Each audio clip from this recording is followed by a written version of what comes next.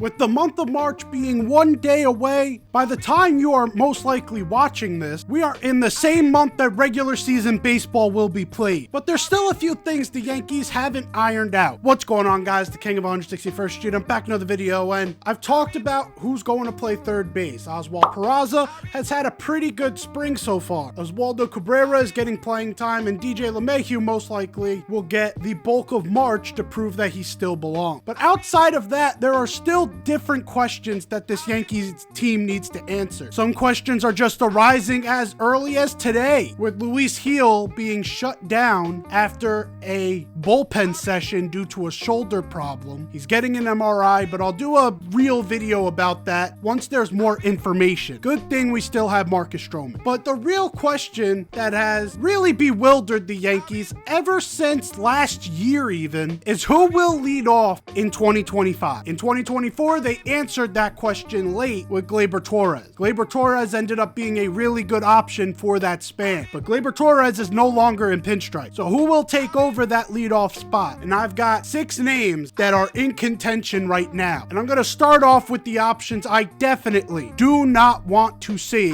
leading off. Starting off with 2 players, Austin Wells and Cody Bellinger. Austin Wells may be a surprising one here because most of you are probably saying, how the hell did that name pop up? Well, he's leading off in tonight's spring training game. It seems like the Yankees are really trying to exhaust every option possible. These two have kind of similar reasons for why I do not want to see them leading off. We'll start off with Austin Wells because he's more obvious. Austin Wells, being a catcher, he's not going to provide you much of anything on the base path, although he is a little bit more of an athletic catcher than most in the league. He's still not going to provide you what you need at the leadoff spot, and also he does have a tendency to swing and miss, and that's where Cody Bellinger comes in as well. Both of these guys have swings that, yes, are great for Yankee Stadium. You could start off with a tone setter, but both of these guys swing and miss at a rate that would probably be alarming anyone looking at this leadoff position, because you're trying to give Judge protection even though you're ahead of him. You're trying to put a guy on base so that they think twice about putting Judge on base. Although I am excited to see what Austin Wells can do, what type of bounce back Cody Bellinger can have in pinstripe. Both of these guys do not get on base at the rate they'd need to in order to make it sustainable for them to be leading off. To me, this is just not a solid option, and I understand Aaron Boone is trying to exhaust all his options because there's 0 answers right. To me, this is the absolute wrong answer in Austin Wells. And for Cody Bellinger, I could see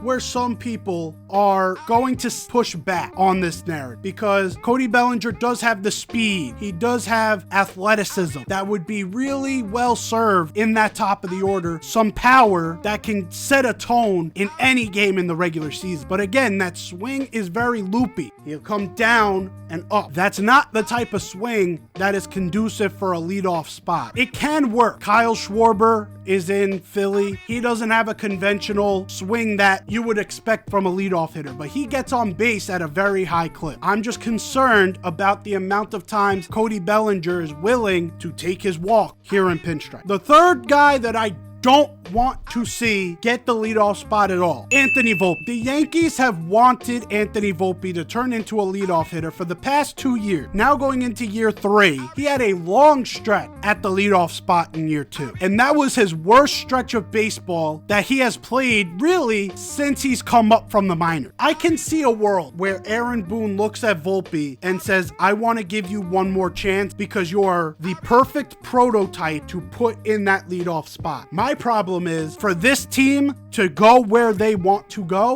we need to get off to a blazing hot start. Do we really want to start with a guy who has already shown he may not be able to handle that leadoff spot? And you may look at the postseason and you'll look and say, that's perfect. What he did in the postseason, he swung harder, but he also made more contact. So he kind of combined 2 things that would have tried to cancel each other out. He was able to swing harder to get more exit velocity on the ball. You would think, okay, swinging harder, that means he's striking out. But no, he made more contact. So how does that fail at the leadoff spot? Well, you also have a 2-month sample where you saw him at the leadoff spot, and you saw there were times he chased a lot at that leadoff spot. He felt the pressure of getting on for Soto and Judge. Now, with Judge going back to the 2-hole, there's even more pressure on him to make sure he gets on base to kind of guard Judge from getting pitched around. To me, he is perfectly suited being in that 6 to 7 slot where there's not as much pressure, but he still gets a lot of opportunity to be able to drive in runs and to prove his value. That's where he has been great, and that's where I believe he will be great moving forward. That's exactly how the Yankees played him in the postseason. I don't want that to change because I am expecting a big year from Anthony. I just don't expect it to happen in the leadoff spot. Now I want to go to 2 very intriguing options for the leadoff spot, starting off with Jason Dominguez. What a way it would be to start off thrusting the Martian into the leadoff spot. Now he's got other things he needs to work out, like learning how to play left field. Everyone knows that when Jason Dominguez steps in the box, he is one of the most dangerous hitters on the field. And he's shown that in such a limited sample size. And it's not just because of the power. He showed off the power immensely in 23 before he went down with Tommy John. But something I have seen more and more since he was rehabbing, coming back, he is an all-around hitter. This man knows how to take a pitch. This man knows how to use both sides of the field. He'll go the other way when need be. He showed it in spring training so far. Jason Dominguez is a pro. Could be a super solid option to put at the leadoff spot. The only problem with this is that, yes, he has played in the major leagues before. It's a different animal when you are playing a whole 162 for the first time. He will technically be a rookie coming into 2025. Do we really want a rookie in his first prolonged season to be thrusted into the leadoff spot? That is a hell of a lot of pressure. And I would counter that with, what has Jason Dominguez dealt with his entire career? At 16 years old, getting signed to one of the biggest signing bonuses you can ever get signed to. Basically, the entire international money that the Yankees had went to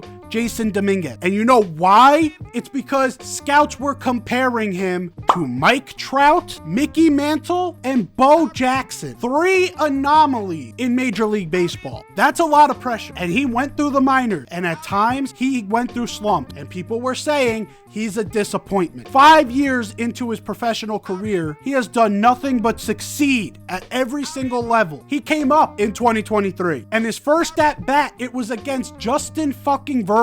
And what did he do? He takes a pitch, then takes him oppo for a home run. What does he continue to do from there? He hits 4 home runs in 10 games before he goes down with Tommy John. This is a guy who has dealt with pressure his entire career. He was basically born into professional baseball with immense pressure. If there's anyone who could handle it, it's Jason Dominguez. But let's get to the second intriguing option, and that is Jazz Chisholm Jr. Jazz is probably, outside of Judge, my favorite hitter for the New York Yankees. A rare combination for a guy his size of power and speed that I don't know how many players can match. There are certain players that can match it, but it's not a large handful. He's got a smooth swing that goes straight through the zone. He supplies the power. He'd be able to give you speed that would allow a pitcher to panic, especially with Judge coming up at number 2. He would have to worry about the running game and worry about giving up a nuke to Aaron Judge. That's the type of dual threat that would really catapult a lineup to the next level. Making a pitcher have to think that hard would supply a ton of protection for Aaron Judge. But here's where there would be question marks. One is Jazz belongs in multiple spots in this lineup. You could argue he belongs in the leadoff spot, and I don't think anyone would bat an eye. I've seen people say he belongs in the cleanup spot, and I haven't seen people bat an eye. He belongs in the 6 hole, still haven't batted an eye. And then you could argue he even belongs at different parts in the top of the lineup that I'll get to later. This is one of the most versatile hitters that the Yankees have had in quite a while. Maybe we shouldn't pigeonhole him to just the leadoff spot. At that leadoff spot, combining a 30-30 potential, elite speed is probably the perfect model you would want for a leadoff hit. And some of you may be looking at this and saying, okay, yeah, he's got the talent, but he doesn't see as many pitches as you would want for a leadoff hit. And yes, for the majority of his career, that is true. He does not care what the count is. If he sees a pitch he wants to hit, he's going to swing. The philosophy has been for a while in that leadoff spot, you want to set the tone, but you also want to show the other hitters in the dugout what pitches are coming, how this guy look, meaning you want to see multiple pitches. That doesn't always fit into Jazz's game. So far in spring training, and I know it is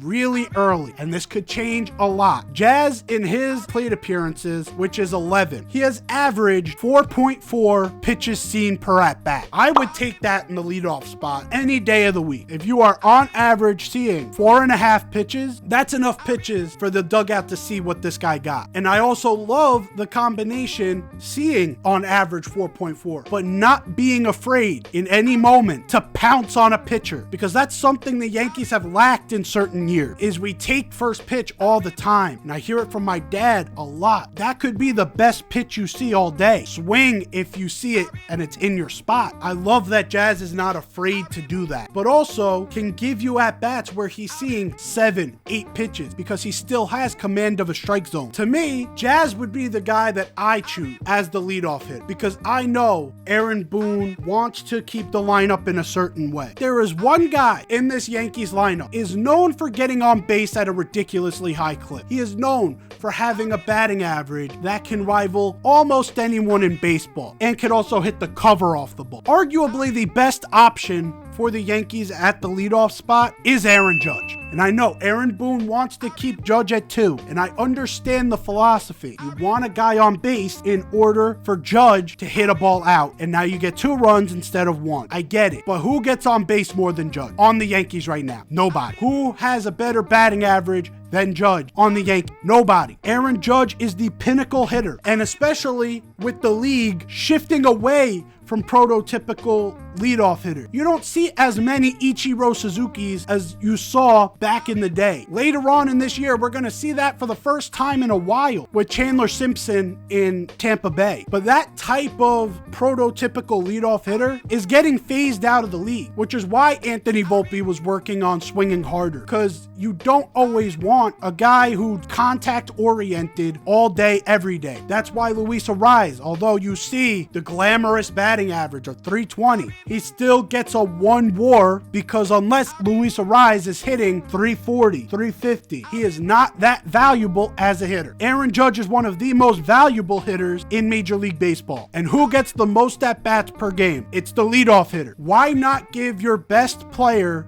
the most chances to be great? But that's just my opinion. What do you guys think? And who should be the Yankees leadoff hitter? Do you think I was wrong about the 2 guys that I wouldn't have, and you would have Wells or Bellinger up there? Do you trust Dominguez or Jazz to take that leadoff spot by the throat? Or do you agree with me that Aaron Judge might just be the best option? Or do you have another option? Maybe Dominic Smith should be the leadoff hitter if he's going to take over Stanton's job. Whoever it is, let me know down in the comments below. Like the video if you enjoyed, subscribe if you're new. I'll update you on Luis Gil when I get more updates. But that's it for me. I'll see you guys next time. Take care and peace.